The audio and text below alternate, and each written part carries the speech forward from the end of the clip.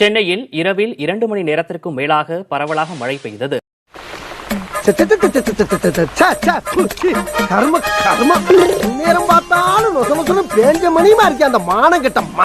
சென்னை உள்பட தமிழகத்தின் பல்வேறு மாவட்டங்களில் கோடை வெப்பம் குறையாமல் இருந்தது. நேற்றும் பகல் முழுவதும் வெயில் சுட்டரித்த நிலையில் இரவு நேரத்தில் மழை பெய்தது.